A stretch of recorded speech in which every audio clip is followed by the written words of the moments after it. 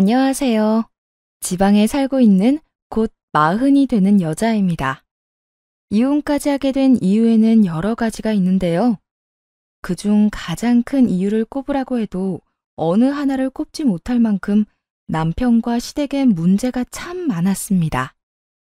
애초에 그런 인간이라는 것과 그런 집안이란 걸 알았더라면 결혼을 하지 않았을 텐데요.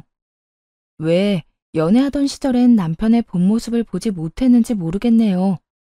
하여튼 화나고 아팠던 그 시절은 이젠 과거일 뿐이고, 이제는 앞만 보며 살아가야겠죠. 그러면 이혼을 할 수밖에 없었던 여러 이야기를 한번 들어보실래요? 저와 남편은 맞벌이 부부였어요. 시댁은 50평대 아파트에 살고 있었는데 재산 정도는 굳이 묻지 않았습니다. 집이 자가인지 아니면 세를 들어 사는 것인지 역시 알지 못한 상태였죠. 남편의 집안을 보고 결혼한 것이 아닌 그저 남편 하나만 보고 한 결혼이었으니까요. 시댁의 재력은 결혼에 아무 문제가 없다고 생각했고요. 친정은 시댁보다 작은 평수의 집에 사시긴 했지만 보유하신 집이 꽤 있는 상황이었어요. 부모님이 사는 지역에 아파트 2채, 그리고 시골의 집 1채를 보유 중으로 말 그대로 돈 걱정은 없이 살고 계셨죠. 부드럽고 여유로운 부모님 밑에서 자란 저는 결혼을 하고 처음 경험하게 된 시모의 성격에 조금은 놀랬네요. 시모의 성격은 별나다라는 말이 절로 나올 만큼 성격에 문제가 있는 사람이었는데 그 중에서도 가장 괴로운 건 한 번 꽂히면 포기란 모르는 사람처럼 몇 날 며칠을 그것만 가지고 사람을 괴롭힌다는 점이었죠. 처음 시작은 손주 문제였어요. 결혼한 지 1년도 되지 않은 어느 날 전화가 끊이지 않고 오더라고요. 일을 하느라 전화에는 신경을 쓰지 못하고 있었는데 급한 일을 끝내고 휴대전화를 보니 부재중 통화가 30통이 넘어가고 있었어요. 도대체 무슨 일인가 싶어 시모에게 전화를 걸려는 순간 시모에게 또다시 전화가 오더라고요. 넌 왜 이렇게 전화를 안 받니? 내가 전화를 몇 통이나 한 줄 알아? 도대체 뭐 하고 있었니? 지금 일하고 있죠. 일할 땐 저 휴대전화 잘 못 봐요. 지금도 급한 일 끝내놓고 잠시 쉬는 시간이고요. 그런데 왜 그러세요? 무슨 일이길래 전화를 이렇게나 많이 하셨어요? 무슨 일까진 아니고 내 친구가 글쎄 이번에 손주를 보게 생겼다고 하더구나. 그래서 전화했어. 순간 그래서? 생각이 절로 나더라고요. 제 친구가 임신한 것도 아니고 시모 친구 며느리가 임신한 사실을 굳이 제가 알아야 할 필요는 없잖아요. 더군다나 일하는 며느리에게 부재중 30통 넘게 남길 만한 중요한 일도 아니라고 생각됐고요. 아, 그러셨어요. 그런데 그거 알려주시려고 저한테 전화하신 거예요? 그럴 리가 있니? 그 할망구 아직 뱃속에 있는 손주 자랑을 어찌나 해대는지 아주 하늘을 찌를 지경이었어. 지금도 그런데 그 애가 태어나면 얼마나 심할 거야? 난 죽어도 그 꼴은 못 본다. 우리 아들이 어디 부족한 것도 아닌데 다른 것도 아니고 손주 문제로 뒤처지는 건 난 못 봐. 한참을 시모의 말을 듣고 있자니 점점 불안해지더라고요. 이 이야기의 목적은 분명해 보였으니까요. 네, 맞습니다. 이 이야기의 끝은 결국 임신하라는 말이었네요. 그래서 하는 말인데 너 당장 애부터 갖거라. 너희가 아직 계획이 없다고 하니 기다려주려고 했는데 도저히 안 되겠어. 회사 다니는 것 때문에 안 되면 회사도 그만두고 애부터 만들어. 어머님, 그때도 말씀드렸잖아요. 저희 아이는 좀 더 있다가 가질 계획이라니까요. 그리고 남 따라서 애를 낳는 게 어디 있어요? 한 사람을 낳고 키우는 일인데 그건 아니죠. 뭐야? 그래서 넌 지금 내 뜻을 거역하겠다는 거야? 감히 네가 뭔데 내 손주 자식을 낳는다 만다 결정을 하는 게야? 넌 그냥 내가 시키면 시키는 대로 하면 되는 게야. 전 어머님이 시키면 시키는 대로 하는 꼭두각시 아니에요. 애 낳으라 명령하면 즉각 낳아주는 기계도 아니고요. 그러니까 아이 문제는 저희가 알아서 하게 내버려 두세요. 그러면 일이 바빠서 이만 끊을게요. 평소에 다른 문제는 시모의 뜻대로 웬만하면 해주려고 했지만 아이 문제만큼은 그렇게 할 수가 없었어요.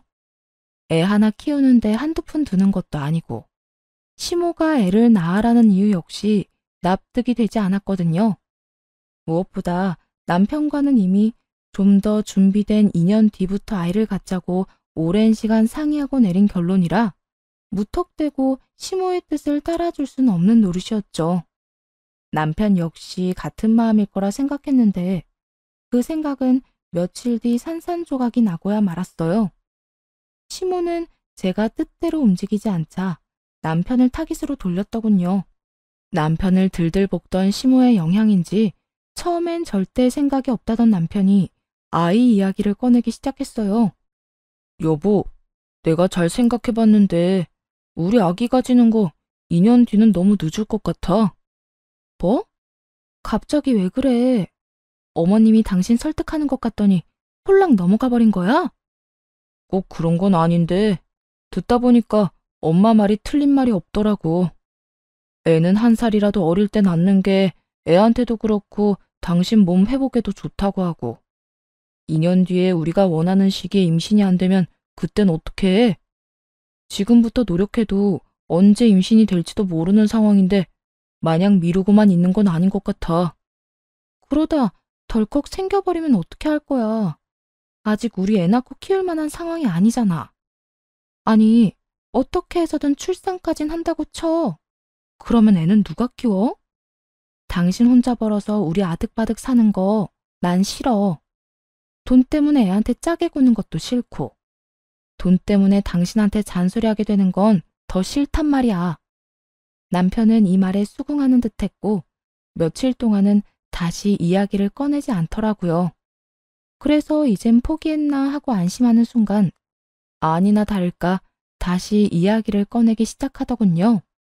여보, 우리 엄마가 애 낳기만 하면 다 알아서 해줄 테니까 얼른 낳기만 낳으래.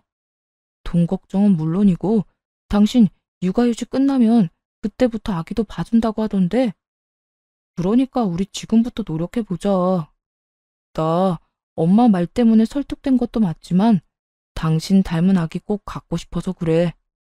만약 남편이 화를 내며 닥달했다면 넘어가지 않았을 텐데요. 이렇게 달래주며 저런 말을 하니 고민이 생기더라고요. 거기에다 출산 이후 가장 걱정이었던 육아 문제까지 해결을 해준다고 하니 더욱 흔들리기도 했었죠. 결국 전 달콤한 남편의 설득에 넘어가 애를 갖게 되었고 무사히 출산하게 되었습니다. 출산하기 바로 직전까지도 조리원 비용도 다 줄 테니 아무 걱정하지 말라던 시무는 막상 출산하고 조리원에 가게 되자 돈 이야기는 꺼내지 않더군요. 육아도 마찬가지였어요. 도와준다고 큰 소리 칠 때는 언제고 막상 아기와 함께 집에 돌아온 첫날엔 시모가 집으로 찾아오더니 도와주기는커녕 진상짓을 부리기 시작했어요.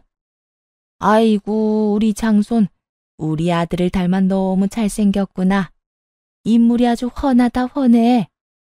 지금도 이런데 다 크면 여자 열어 돌리겠어. 그나저나 넌 뭐라고 그러고 서 있니? 밥 시간 지난 지가 언젠데 밥 안 차리니? 날 굶길 작정인 거야? 도움이 되지 않을 거라는 건 예상했지만 짐이 될 거라곤 예상하지 못했던 터라 당황스럽더라고요. 아이가 생각보다 더 우량하라 제왕절개했고 이제 조리원에서 나와 집에 도착한 사람에게 밥까지 차리라고 할 거란 걸 누가 상상이나 했겠어요. 시무는 누구보다 당당하게 밥 타령하고 있었고 아무래도 도저히 혼자 힘으론 안 될 것 같아 제 몸조리를 위해 근처 친척집에 지내던 친정엄마를 불렀네요. 제 연락에 친정엄마는 급하게 집으로 오셨고 시모의 인사도 제대로 받지 않고 남편에게 밥 타령을 시작하셨죠. 지금 밥 대신한 지가 언젠데 우리 딸 밥 안 차려주고 뭐 하나?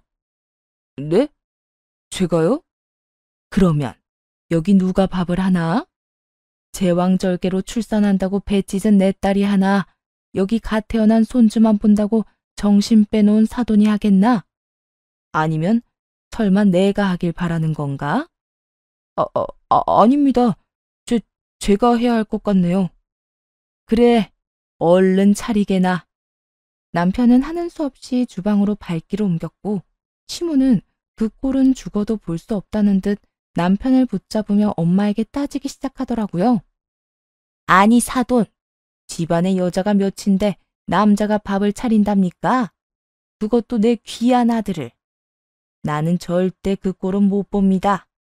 시모는 절대 안 된다며 엄마를 몰아세웠고 엄마 역시 지지 않았고요. 여기 여자가 어디 있어요? 내 딸은 몸도 성치 않은 병자에 노인네 둘뿐인데 저는 이제 나이 먹어서 주방 일은 꼴도 보기 싫으니 정 아들이 주방 일하는 게 보기 싫으면 사돈이 하면 되겠네요. 뭐라고요? 제 말이 어디 틀렸나요? 다른 일로 아픈 것도 아니라 아이를 낳느라 몸이 성치 않은 애라고요. 그런데 그런 애 보고 밥을 차리라는 게 제 정신 박힌 사람이 할 말이라고 생각하세요? 전 제 딸을 그런 식으로 부려먹는 꼴 절대 못 보니 그렇게 밥이 드시고 싶으면 직접 차려 드세요. 엄마는 거세게 시모에게 대응하고 나섰고 시모도 엄마의 성격이 보통은 넘는다는 것을 느꼈는지 엄마 말대로 혼자 밥을 차려 먹더라고요. 남편 놈은 자기 엄마가 차린 밥을 먹지도 못하고 친정엄마 눈치만 살피고 있었고 시모는 또 그런 남편의 행동이 보기 싫다는 듯 미간을 찌푸리더군요. 거기서 엄마는 마지막 한 방을 날려버렸어요. 자네, 배고픈가? 네? 조금, 제가 아침부터 제대로 먹지를 못해서요. 그래? 그러면 가서 먹게나. 자네 마누라는 자네 자식 돌본다고 지금 아무것도 못 먹고 있는데 그래도 자네 배고프면 혼자라도 먹어야지. 배고픈 게 죄인가? 눈치 없는 게 죄지. 정 고프면 먹어. 아닙니다. 생각해보니까 배가 안 고프네요. 조금 있다 엄마 가시고 나면 밥 차려서 집사람이랑 먹을게요. 그래?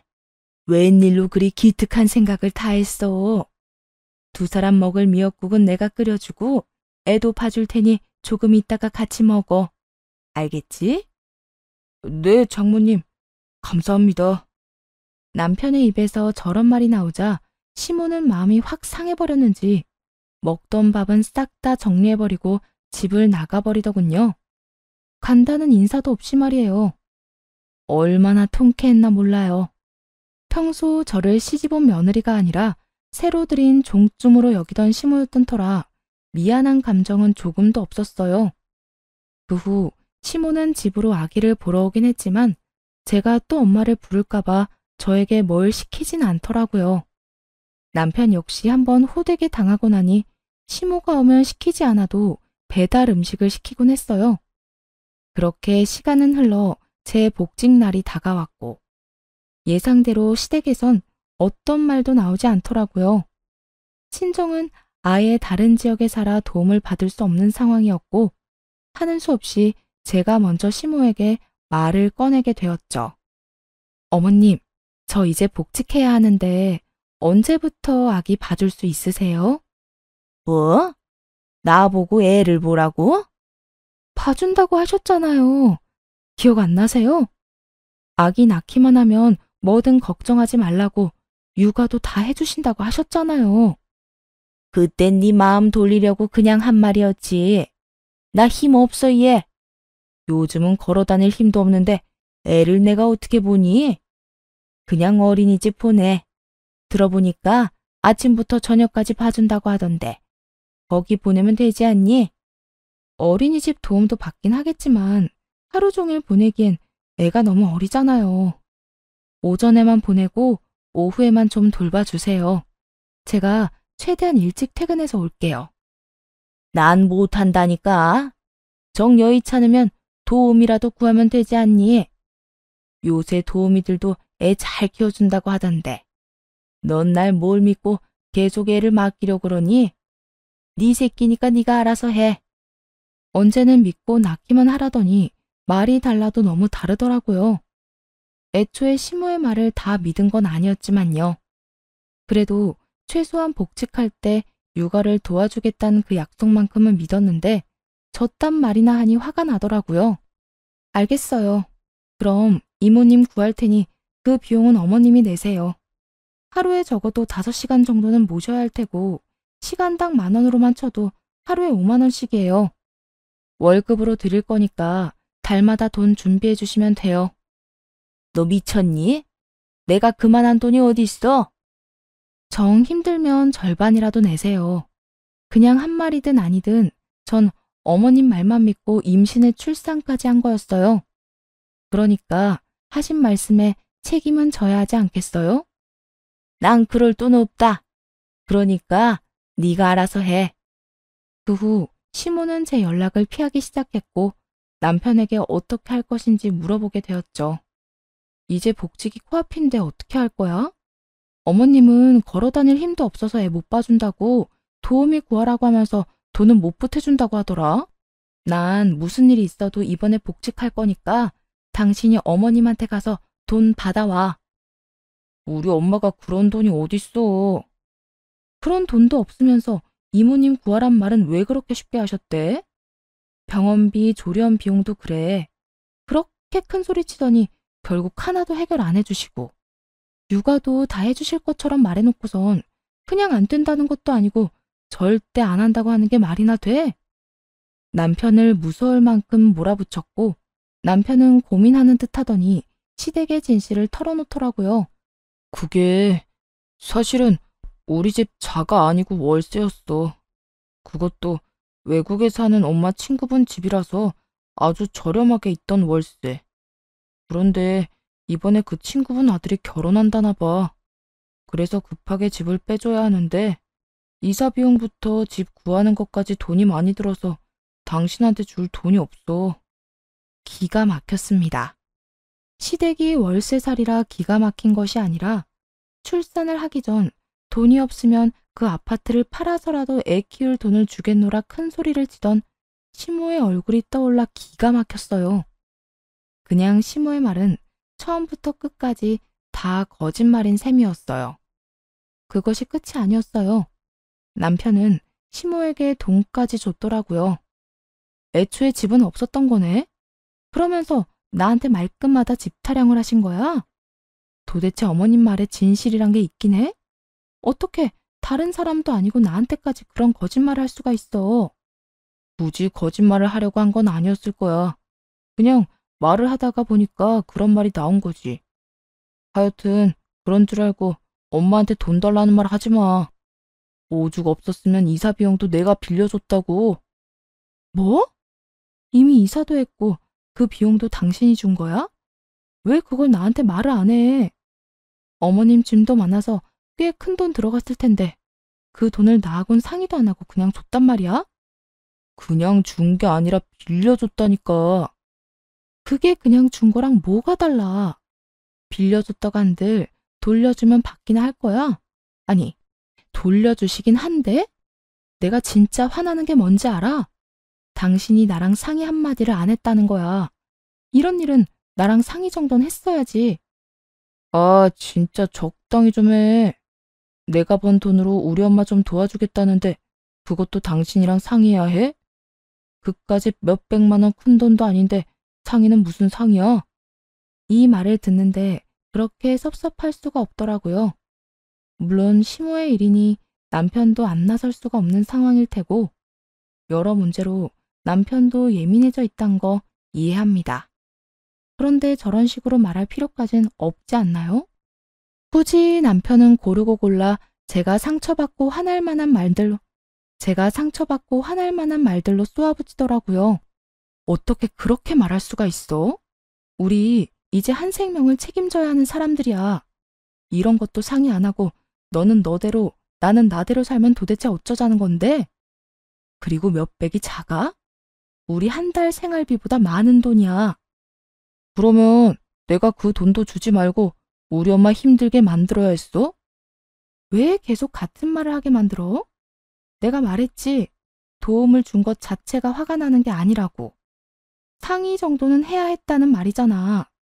그런데 당신 뭐라고 그랬어? 내 돈 내가 쓴다고? 그게 나한테 할 말이야? 아, 몰라.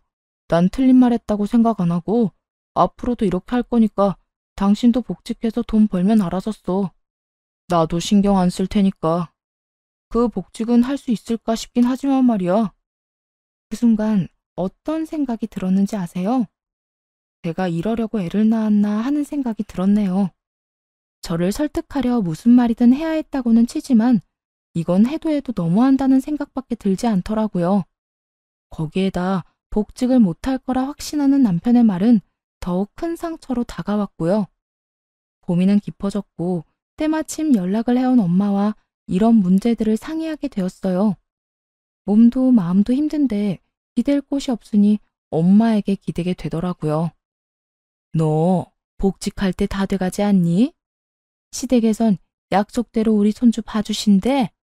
아, 그렇지 않아도 그것 때문에 요새 생각이 많아. 어머님은 거동도 힘들다고 애는 절대 못 봐준다고 하고 남편은 남편대로 내 돈은 내 마음대로 쓸 거니 상관 말라 하고 이대로 가다간 그나마 모은 돈도 뺐어야 할 텐데 그 돈마저 다 쓰고 나면 남편한테 생활비 달라고 애걸복걸하면서 살게 생겼어, 엄마. 그렇다고 저 어린애를 어린이집에 온종일 맡길 수도 없고 어떻게 해야 하나 고민이야. 넌 그런 고민이 있으면 진작 엄마 아빠한테 연락을 했어야지. 내가 아무래도 네 시어머니가 그렇게 나올 것 같아서 연락한 거야. 기다려. 아빠랑 상의해서 이 엄마가 어떻게 해서든 너 도와줄게. 그렇게 전화를 끊어버린 엄마는 곧장 살던 집을 팔아버리고 아빠와 함께 저희 집 근처로 이사를 오시더군요. 너무나도 죄송했고 그만큼 너무나도 감사한 상황이었죠. 그렇게 부모님이 빠르게 움직여 주셨지만 이미 복직 시기는 지나버렸고 우겨서 복직을 하기에도 애매한 상황이었어요. 그렇다고 이대로 주저앉기엔 남편의 행동이 너무 얄미웠네요. 아이에게 들어가는 돈 말고 제가 쓸 돈까지 구걸하고 싶지도 않았고요. 그래서 고민 끝에 사업을 시작하기로 했어요. 원래 직업이 광고 관련 일이었는데 퇴직금 중 일부로 사무실을 얻어 1인 사업을 시작한 것이었죠. 1인 사업을 시작한다고 했을 때 남편이 했던 말이 아직도 잊혀지지가 않네요. 사무실은 다 정리했냐? 내일부터 정식 오픈이야. 광고는 어제부터 나가고 있고. 왜? 갑자기 관심이 생겨? 아니, 얼마 만에 망하고 올려나 구경이나 하려고 그러지. 1인 사업이 어디 쉬운 줄 알아? 괜히 월세나 까먹고 나한테 도와달라고 하지나 마. 난 우리 엄마 도와준다고 돈 없으니까. 응원은 못해줄 망정 얼마나 무시하는지 그 덕에 일을 바득바득 갈게 된 계기가 되더군요. 이때부터였던 것 같아요. 처음 남편의 실체를 알게 되었을 땐 아기가 어려 이혼 생각도 하지 않았었는데 사업장을 내면서부터는 이혼도 함께 고민하게 되더라고요. 능력만 된다면, 그래서 아이만 혼자 키울 수 있다면 굳이 저딴 인간과 함께 살지 않아도 된다고 생각이 들어서요. 그렇게 여러 이유로 참 열심히 일했습니다. 처음엔 물론 힘들었어요. 이 일에 대해서는 누구보다 잘 알고 잘할 수 있다고 자부했지만 사업을 이끌어간다는 건 생각보다 많이 힘든 일이더라고요. 하지만 한둘씩 의뢰가 들어왔고 무엇보다 원래 저와 일하던 거래처분들의 도움을 얻어 점점 상황은 나아지기 시작했어요. 벌이는 점점 좋아져서 남편의 월급을 뛰어넘게 되었고 남편은 어느 순간부터 제가 돈을 좀 번다 싶었는지 그렇지 않아도 적게 주던 생활비를 주지 않기 시작했죠. 남편이 버는 돈으로 도대체 무얼 하는 것인지는 굳이 물어보지 않아도 알 수가 있었어요. 시모는 못 보던 옷과 가방, 액세서리를 걸치고 집에 오곤 했고 남편이 몸에 걸친 것도 하나둘 명품으로 도배가 되기 시작했으니까요. 번 돈을 다 치장하는 데 써도 그 정도 능력은 안 될 텐데 그렇게 사치를 하는 게 어이없었지만 굳이 상관하지 않았네요. 이미 이혼하겠다는 생각은 분명해져 있는 상황이었고 돈도 따로 쓰자고 한 만큼 빚이 생기더라도 그 또한 당연히 각자 알아서 해결해야 한다고 생각했으니까요. 남편은 빚까지 져서 골프를 치러 다니고 시모는 남편의 돈으로 이곳저곳 여행을 다니기 시작했고 심지어는 모임에서 가는 해외여행도 덜컥 예약을 해버렸다고 하더라고요. 이번에 우리 엄마 모임에서 해외여행 가는 거 알지? 모를 수가 있겠어? 당신 엄마가 한 달 전부터 예약했다면서 곧 간다고 노래를 부르고 다니는데. 그 여행 나머지 잔금 당신이 좀 내줘야겠어. 내가 해결하려고 했는데 나 요새 돈이 좀 부족해서 잔금 치를 돈이 없어. 내가 왜? 없으면 그냥 취소해. 나라고 뭐 돈이 차고 넘치는 줄 알아? 그러지 말고 좀 해줘. 지금 취소하면 예약금 다 날려야 하는데 아깝지도 않아. 내 돈도 아닌데 내가 아까워해야 해? 당신이 그랬지. 각자 돈은 각자 알아서 쓰자고. 그러니까 이번에도 각자 일은 각자 알아서 해결해. 괜히 나한테 이런 식으로 부탁하지 말고 말이야. 요새 보니까 빚까지 내서 사치 부리고 다니는 것 같은데 빚 좀 더 내서 보여줘. 그러면 되잖아. 한도 끝까지 찼으니까 그렇지. 그러지 말고 그냥 돈 좀 줘. 당신 돈 잘 벌잖아. 당신 요새 내 뒷조사하고 다니니? 난 내 벌이에 대해서 말한 적도 없는데 내가 잘 버는지 못 버는지 어떻게 알아? 당신 얼굴에 웃음꽃이 폈는데 그것도 모를까 봐. 하여튼 좀 내놔. 돈 생기는 대로 줄 테니까. 나야말로 하여튼 못 줘. 그러니까 알아서 해결해. 끝까지 못 준다고 하자 남편은 시모에게 전화를 걸어 모든 상황을 알리고 전화를 바꿔주더라고요. 얼마나 치사한 짓거리를 해대는지 헛웃음이 날 지경이었어요. 너 진짜 이런 식으로 나올 거야? 예약금이 한두 푼도 아닌데 그걸 날리게 그냥 둘 거라고? 그 돈이 어떤 돈인데 그냥 날리게 만들어? 헛소리 하지 말고 얼른 돈이나 보내거라. 난 무슨 일이 있어도 이 여행 가야 하겠으니. 그렇게 가고 싶으면 어머님 돈으로 가세요. 그러면 될 텐데 왜 저한테 이러시는 건지 전 도무지 이해가 안 되네요. 이해가 안 돼? 뭐가 이해가 안 되니? 네가 내 며느리이고 며느리도 자식인데 내가 여행을 간다고 하면 당연히 네가 자식된 도리로서 보내줘야 하는 거야. 그 정도는 기본이라고. 그거야 평소에 제가 자식 취급이라도 받았을 때 해당하는 이야기고요. 전 100번, 1000번을 생각해도 그런 대접은 받은 기억이 없으니 절대 그 돈 못 드려요. 그러니까 두 사람이 알아서 해결하세요. 그렇게 칼같이 두 사람의 부탁을 거절했고 결국 예약금만 날렸다고 전해 들었네요. 시모의 친구들이 비행기를 타는 날 시모와 남편은 저에게 따지기 위해 사무실로 찾아왔어요. 화낼 때 유난히 더 닮은 얼굴을 하는 두 사람은 똑같은 얼굴로 화를 내기 시작하더군요. 오늘 내 친구들은 여행 가버렸고 결국 내 아들 돈은 다 날렸다. 이제 좀 후련하니? 이제 좀 네 마음이 통쾌해? 어떻게 돼 내가 돈 아까운 줄 모르니? 너 때문에 허공에 그 큰 돈을 날려버렸다고. 돈 아까운 줄 아니까 안 준 거예요. 어머님 아들이 내 돈은 내 돈, 네 돈은 네 돈이라면서 제가 땡전 한 푼 못 벌 때 통보했는데 못 들었나 봐요? 그거야 그거고 이건 이거지. 아무리 돈 관리를 따로 한다고 해도 어떻게 시어머니 여행 경비마저 안 주는 게 어디 있어? 어디 있긴 여기 있잖아요. 남편도 남편이지만 어머님도 참 뻔뻔하네요. 제가 그렇게 힘들어할 땐 도움 한 번 안 주더니 저한테 와서 돈 이야기를 꺼내고 싶으세요? 저 같으면 미안해서 말도 못 꺼낼 것 같은데. 시모는 그 말에 아무 말이 없었고 남편은 시모가 밀린다 싶었는지 시모를 대신해 저에게 따지기 시작했죠. 당신 아무리 그래도 엄마한테 말이 좀 심하다. 뻔뻔하다니 너무 버릇이 없잖아. 내가 지금 이 상황에 버릇이 좋은 것도 이상하다고 생각 안 해? 난 잘못한 거 하나 없는데 내 사무실로 이렇게 찾아와서 다짜고짜 따지고 화내는데 이 와중에 내가 상냥하고 예의까지 있어야 해? 어떤 상황에서도 당신은 우리 엄마한테 예의를 지켜야지. 우리 엄마가 당신한테 시어머니인데. 아, 그래? 그러면 이혼하면 되겠네. 뭐? 지금 이혼이라고 했어? 어, 이혼이라고 했어. 이혼하면 더는 나한테 시어머니도 아니고, 그러면 당신이 그딴 말도 안 되는 요구 따윈 하지 않을 거 아니야. 덤으로 당신이랑 같이 살 필요도 없고 말이야. 남편은 이혼 요구에 헛웃음을 치며 이렇게 말하더군요. 이혼? 그래, 당신이 원하면 난 이혼해 줄 수 있는데 당신은 괜찮겠어? 나한테 재산 분할도 해줘야 할 거고 당신이 그렇게 끔찍하게 생각하는 우리 아들은 아빠 없는 애 만들어야 할 텐데. 남편은 감히 아들을 입에 올리며 비아냥대기 시작했고 그런 남편의 얼굴에 이혼을 위해 준비했던 사진들을 던져버렸어요.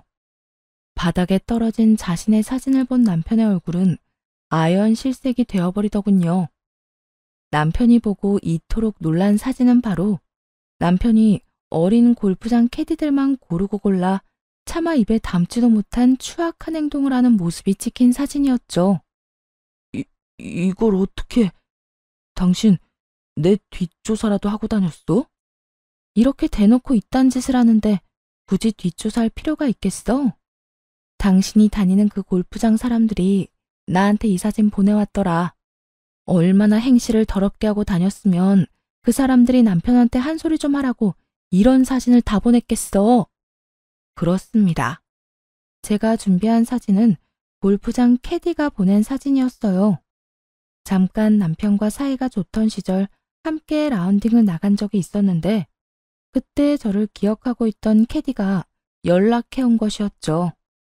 친동생처럼 생각하는 동생이 남편의 선 넘는 행동에 곤욕을 치르고 있었더라고요. 남편은 너무나도 추접스럽게도 어리고 생활이 힘든 캐디들만 골라 말과 행동으로 괴롭히곤 돈으로 그 입을 막고 있었다고 하더군요. 그것뿐만이 아니었어요.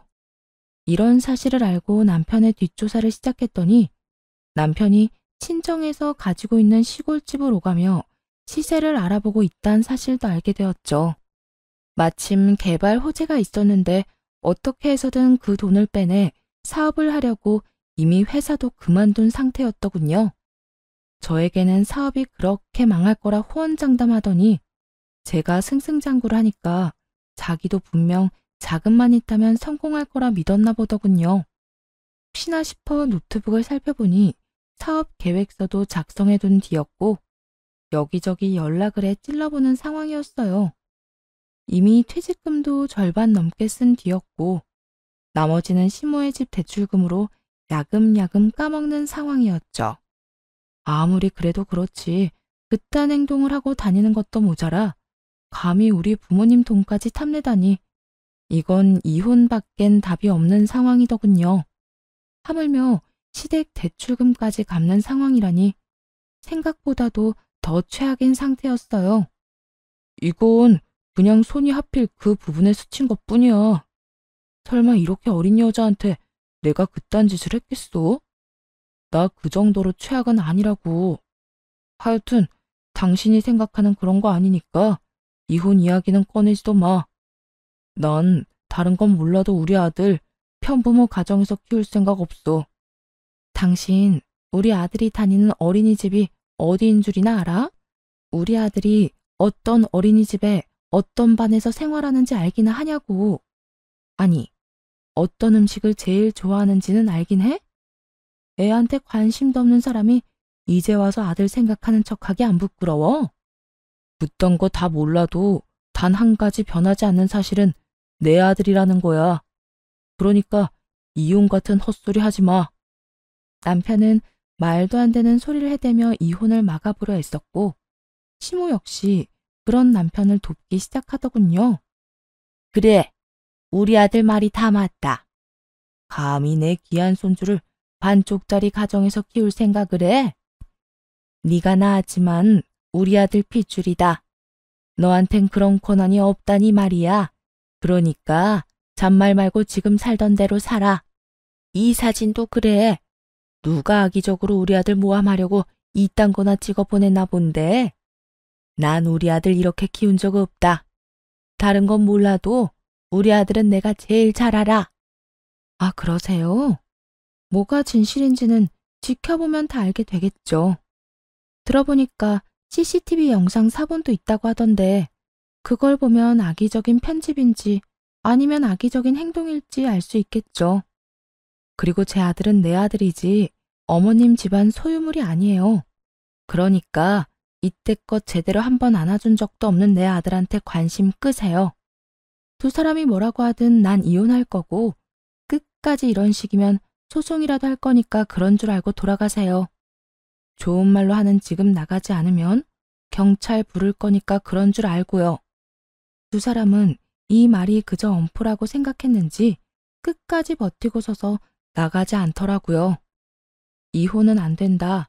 네가 뭔데 이혼 이야기를 먼저 꺼내냐는 둥. 막말을 쏟아내는 두 사람을 깡그리 무시하곤 경찰에 신고해버렸네요. 경찰차 소리가 들려오자 두 사람은 그제야 도망치듯 사무실을 나갔고요. 그 후 이혼 소장을 내며 이혼은 진행되었고 남편은 끈질기게 재산 분할에 집착하더군요. 하지만 남편이 출산 이후 가정에 소홀하고 생활비를 주지 않은 점, 월급뿐 아니라 빚까지 내서 시댁을 도와준 점, 골프장 캐디와 있었던 일까지 더해져 이혼은 저의 승소로 끝이 났습니다. 재산 분할도 거의 없는 것과 마찬가지의 결과가 나왔어요. 물론 아들도 제가 키우기로 결정이 떨어졌고요. 하지만 물론 이혼이 복수의 끝은 아니었죠. 전 남편과 전 시모에게 받은 위자료를 전 남편에게 당한 캐디들이 고소하는 과정에 조금 투자도 해주었어요. 전 남편의 인생은 롤러코스터를 타고 나락으로 떨어지기 시작했고 마지막까지도 아낌없이 제 욕을 하던 전 시모는 그때서야 찾아와서 울고불고 빌기 시작하더라고요. 하준이 어미야, 제발 하준이 아비 좀 살려다오. 저러다가 진짜 큰일 나게 생겼어. 너도 하준이 아빠라는 사람이 깜빵 가는 건 싫지 않니? 하준이가 자라서 이 사실을 알면 뭐라고 하겠어? 분명 자기 아빠 깜빵 넣은 사람이 너라고 원망할 텐데 너 후회하지 않겠니? 헛웃음은 이런 상황이 나오는구나 싶었어요. 하필 설득하는 무기로 제 아들을 쓰다니 한참이나 잘못된 파악이었죠. 힘이 없어서 거동도 힘들다고 애 한 번 안아준 적 없는 사람은 내 아들한테 관심 끄라고 했을 텐데요. 그땐 정말 내 몸이 안 좋았어. 내가 오죽했으면 귀한 내 손주 마음껏 안아주지도 못했을까. 귀한 손주 안아줄 힘은 없어도 백화점 다니면서 아들 돈 쓸 힘은 있었나 보네요. 왜? 백화점 다닐 때는 휠체어라도 타고 다녔어요? 그렇지 않고서야 지금 말이랑 그때 행동이 너무 앞뒤가 안 맞잖아요. 그래. 나 애 한 번 봐준 적도 없다. 그런데 네 아들은 네가 키워야지 왜 그걸 가지고 트집을 잡니? 너 너무 치사하다고 생각하지 않니? 그런 논리라면 그쪽 아들도 그쪽이 책임져야지 왜 나한테 와서 이러세요? 그리고 그쪽은 저한테 그런 말할 처지가 아니어도 저는 그쪽한테 이런 말할 입장이 되죠. 제가 아직 아이를 낳기는 싫다고 그렇게 거부할 때는 낳기만 낳으면 다 해준다고 했던 사람이 다름 아닌 그쪽이에요. 다른 사람이 억지로 시킨 말도 아니고 본인 스스로 뱉은 말인데 단 한 번도 지킨 적이 없잖아요. 그러니까 이제 와서 손주라는 둥 내 아들 이름 입에도 올리지 마세요. 내가 오죽하면 이러겠어. 오죽 급했으면. 나도 내 아들도 너한테 다 잘못한 거 인정할 테니까 제발 내 아들 좀 도와줘. 들어보니까 네가 그 아가씨들 도와주고 있다던데 네가 설득하면 그냥 용서해주고 넘길 수도 있지 않니? 많은 거 바라지도 않아. 그냥 만나서 우리 아들 용서해달라고 말이라도 좀 해주려무나. 그 하나를 바란다는 게 지나치게 많은 걸 바라는 거예요. 저는요, 절대 그 아가씨들한테 용서해줘라, 없던 일로 덮고 넘어가라, 이딴 쉰소리 하고 싶지도 않아요. 그럴 생각도 없고요. 본인이 저지른 죄 스스로 다 갚으라고 하세요. 돈으로 갚든 몸으로 갚든 말이에요. 전 시모는 자신의 말이 씨알도 먹히지 않을 것 같아 보이자 눈물을 다 닦아내더니 저를 노려보며 겁을 주기 시작하더라고요. 그건 먹힐 거라 생각했는지 멍청하기 짝이 없는 대처법이었죠. 너 계속 이런 식으로 나오면 내가 하준이한테 다 말할 수밖에 없다. 하준이가 어느 정도 자라고 나면 네 아빠 인생 망하게 한 사람이 다름 아닌 네 엄마라고 다 말해버릴 거라고. 너 진짜 잘 생각해야 한다. 엄마 아빠가 이혼한 건 둘째치고 남자애한테 아빠가 얼마나 큰 존재인데.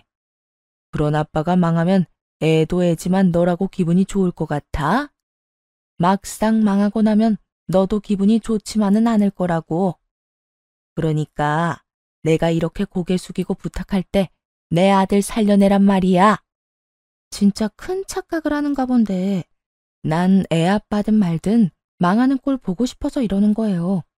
그러면 내 기분이 엄청 좋을 것 같아서요. 그러니까 괜히 애 먼 사람 붙잡고 시간 낭비 그만합시다. 네?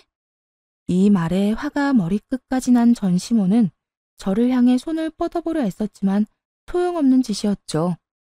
제가 키가 훨씬 더 크기도 했지만 시모의 손에 잡힐 만큼 제가 느리지도 않았으니까요. 그 길로 전시모의 두 손을 잡아 끌어다 내쫓아버렸어요. 그 후 전시모는 끈질기게 찾아왔지만 그때마다 경찰에 신고를 했고 그 후로는 더는 찾아오는 일은 없었네요. 전시모의 발길이 끊기고 들려오는 소문엔 전 남편은 막대한 합의금을 주고 구치소 신세는 면했다고 하더군요. 그때라도 정신만 차렸다면 아들이 원하는 한에서는 얼굴은 보여주고 살려고 했는데 말입니다. 전 남편은 정신을 차리지 못하고 헛바람만 들어 사업을 하겠다고 돈을 빌리고 다니기 시작했다는 소문이 들려왔어요. 여기저기 친인척들에게까지 돈을 빌려 시작한 사업은 뭘 제대로 해보지도 못하고 망했다고 하더군요. 당연한 결과였어요. 전 남편의 노트북에서 본 사업 계획서는 겉만 그럴듯하지 조금만 따져보면 말도 안 되는 사업이었으니까요. 전 시모와의 연락도 끊고 빚쟁이에게 쫓겨다닌다는 전 남편이 제 앞에 모습을 드러낸 건 이혼한 지 2년이 지나던 해였어요. 집과 사무실을 옮기며 아이의 유치원까지 옮겼는데 어떻게 안 것인지 유치원으로 찾아왔더라고요. 차마 두 눈으로 보기 힘든 꼴을 하고 말이에요. 여기까지 어떻게 알고 찾아온 거야? 아니, 무슨 염치로 찾아온 거야? 아빠가 아들 보고 싶어서 찾아오는데 염치도 있어야 해? 당신이 이혼하고 내 아들을 한 번도 안 보여주니까 이렇게 찾아왔지. 그런 권리 찾으려면 최소한 양육비라도 주고 그딴 소리를 해. 당신 나한테 양육비 한 번도 준 적 없는 건 알고 있지? 내가 그 양육비 지금이라도 한 번에 다 받아내려고 마음만 먹으면 다 받아낼 수 있는데 그렇게 해줄까? 아, 진짜. 내 사정 다 알면서 그러지 좀 마. 그렇지 않아도 빚쟁이한테 쫓기느라 힘들다고. 그러니까 그런 상황에서 애를 찾아오면 어떡해? 해? 생각이 있어 없어? 혹시라도 아들한테 피해가 될 거란 그런 생각은 하지도 못한 거야? 하긴 당신이 그런 생각까지 할 수 있는 사람이면 지금 이런 꼴이 되지도 않았겠지. 다 집어치우고 찾아온 진짜 이유나 빨리 말해. 괜히 하준이 얼굴 보러 왔다는 되지도 않는 핑계 대지 말고. 다른 사람이었다면 정말 아들이 보고 싶어 왔단 말을 믿을 수도 있었겠죠. 하지만 제가 아는 전 남편은 절대 아들이 보고 싶어 온 사람이 아니라고 확신할 수 있었어요. 분명 다른 용건이 있을 수밖에 없는 얼굴이기도 했고요. 그게 나 돈 좀 줘. 이제 정말 땡전 한 푼 없어서 길거리에서 자야 할 신세야. 그러면 그렇지. 어쩌다 그런 꼴까지 됐니? 한심하다 한심해. 그래, 나 한심해. 그러니까 다 알고 있는 사실 늘어놓지 말고 돈이나 좀 줘. 한 500만 원 정도? 당신 그 정도 돈은 쉽게 마련할 수 있잖아. 전 남편은 500만 원이 마치 나와라 뚝딱 하면 나오는 돈처럼 쉽게 이야기하더라고요. 수중에 돈 한 푼이 없어 전부인에게 구걸이나 하러 온 놈이 말이에요. 불쌍하기는커녕 한심하지도 않았어요. 그저 어떻게 해야 이 정신 나간 전 남편을 한 방에 떨쳐버릴 수 있을까 고민만 할 뿐이었죠.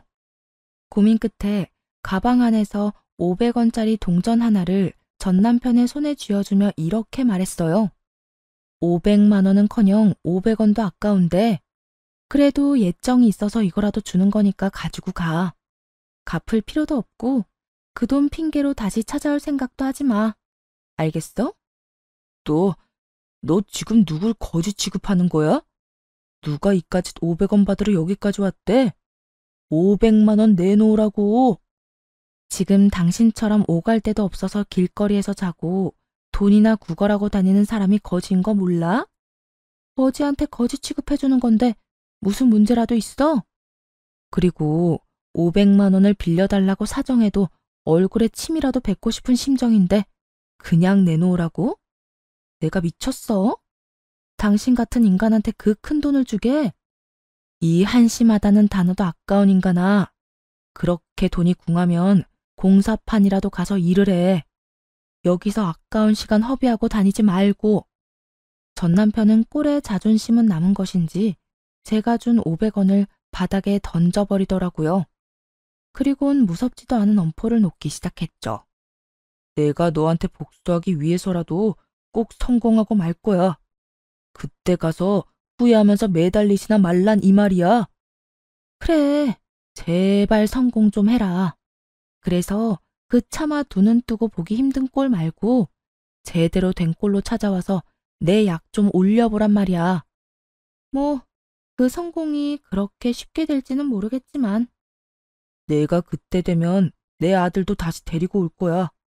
데리고 와서 너한텐 얼굴도 안 보여주고 살 거라고. 이루어질 수 없는 일이란 걸 알지만 그 말을 듣는데 주체할 수 없을 만큼 화가 나더라고요. 쓰레기와 가깝게 있고 싶지도 않아 거리를 두고 있었는데 그 순간 생각이 끝나기도 전에 전 남편의 얼굴로 손이 날아가더군요. 너 지금 나 때렸냐? 왜? 반대쪽도 때려줘? 네가 뭔데 날 때려? 네가 뭔데? 그러는 넌 뭔데 감히 내 아들을 입에 올려? 네가 뭔데 감히 내 아들을 가지고 그딴 말을 짓거리는 거냐고. 너 두 번 다시 내 앞에 나타나지 마. 한 번만 더 내 눈에 네 머리카락이라도 보이잖아? 내가 무슨 수를 써서라도 너 가만히 안 둘 거야. 네 빚쟁이들한테 다 연락해서 오라고 한 다음에 너 도망도 못 가게 붙잡고 늘어져서 그렇지 않아도 막장인 네 인생 더 막장으로 몰아넣어 버릴 거야. 알겠어? 그렇게 고함을 지르며 전 남편을 몰아세우자 겁먹은 남편은 그대로 주랭랑을 치더라고요. 바닥으로 던져버린 500원도 잊지 않고 주워들곤 말이에요. 꽁지가 빠져라 도망가는 그 뒷모습을 보는데 그제야 한심하다는 생각이 들며 그 꼴 참 보기 좋다고 생각했네요. 그렇게 전 남편과의 인연도 끊어내고 어느새 아들은 초등학교 입학을 앞두고 있어요. 다행히 크는 동안 크게 아빠를 찾는 일도 없었고 지금까진 바르고 착한 아이로 자라고 있습니다. 상황이 상황인지라 결혼 생각은 물론이고 연애 생각도 없는 상태예요. 그저 지금은 아들을 잘 키우고 아들에게 지극정성인 부모님께 효도하는 것이 제가 바라는 전부이네요. 마땅한 취미생활도 없는 저를 보며 직원들이 무슨 재미로 시간을 보내냐고 물어오곤 하는데요. 가끔 아들과 여행을 다니고 부모님과 수다를 떨며 시간을 보내는 그 순간들에 때론 소소한 행복을 그리고 때론 너무나도 큰 행복을 느끼며 살고 있어요. 다른 사람이 절 어떻게 보는지는 몰라도 제가 이렇게 행복하다면 된 거 아닐까요? 이렇게 사연은 끝입니다. 긴 사연 끝까지 함께 해주셔서 감사합니다.